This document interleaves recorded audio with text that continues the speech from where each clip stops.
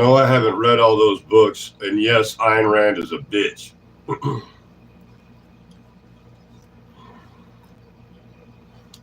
So,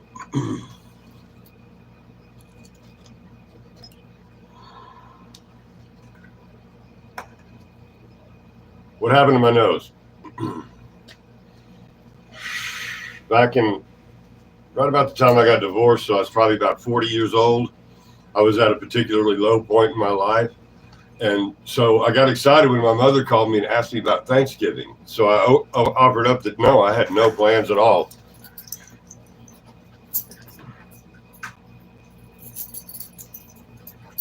But she wasn't trying to take me to, the wealthy family's house with her. She was trying to get me to dog sit for her. So I went to go spend Thanksgiving by myself at my mother's house. Now, at this time, I was fresh out of, I've got a really good surgical scar, right? I had a colon resection. I was strung out on Demerol from the hospital, morphine from a buddy's mom. A buddy of mine, his mom was like 500 pounds. And I got excited when he said one day that she got these morphine pills, but they made her feel funny. So I said, I'll take them all.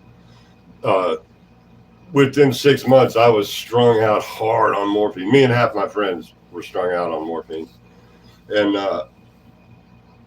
so I go to my mom's house and I'm hanging out watching the cable. It's kind of like, I got to set up here. Got the computer here, cable here. I'm just kicking it. So I don't have a lot of drugs. So I'm drinking like NyQuil. I'm just drinking NyQuil like it's water, alcohol. I think I had a little bit of weed, whatever. But I was out of morphine pills. I was trying to not do morphine for a couple of days is what happened. So I'm sitting there. And then I noticed there's, when my nose feels wet, that's what happens first. My nose is wet. So I'm like this. All right. I look down on the desk and there's blood dripping on the desk. Like, holy shit, that's weird. I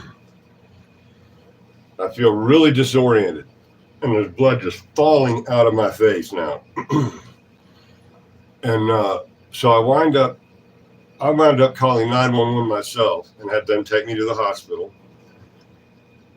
The cops and the paramedics kept asking me if somebody did this to me, but I kept telling them, no, it's just me in the house. So anyway, they, I don't know what they did at the hospital exactly. I don't remember. It's all kind of a blur, but when I get back home,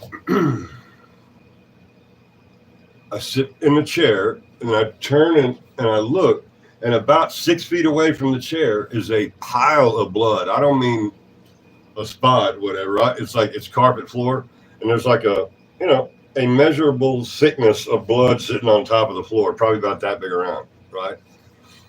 So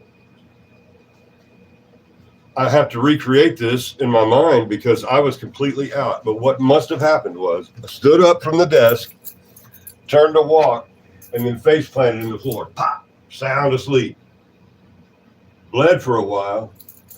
Then I must have gotten up, sat back down in the chair, and then regained consciousness. So it's really, really weird thing in my memory. So the point of this is don't do drugs and whatever. So a lot of times I'll tell people I did drugs and that's what happened to my teeth and shit. And I'll be like, I did drugs, right? But what I mean is I was on crack in high school. And for me, I hate to date myself, but that was before they called it crack. We still called it freebasing cocaine at the time. Richard Pryor was still alive. You know what I mean? And like to us, Richard Pryor was just telling funny stories about when he got high. We didn't know that was true. Anyway, so yeah, I was when I say I did cocaine, I mean I was a crackhead at 18 years old. And I'm here to tell you, you can quit doing crack for 20 years and then smoke crack again, because I've done that, and you're addicted. Like you are still addicted. I was dry for 20 years because I promised I would quit before my first child was born. So I did that, and I stayed dry from crack, but completely blown on alcohol and weed and pills and stuff. Was what I considered sober for 20 years. So when I smoked crack again after 20 years, I already knew I was going to have to move. That I should not have done that, but as soon as I get more money, I'm going to buy some more, right? And you know, anyway, the point is, don't do drugs. And now I use a Breathe Right to hold my nose open. So a lot of people, well, I say people, trolls. They're not really people.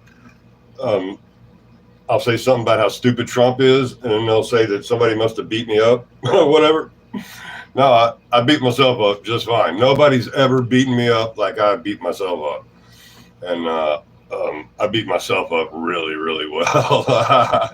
But so that's the nose story. The weirdest part about the fucking nose story is waking up back in the chair. Like I'm not conscious of even standing up and turning.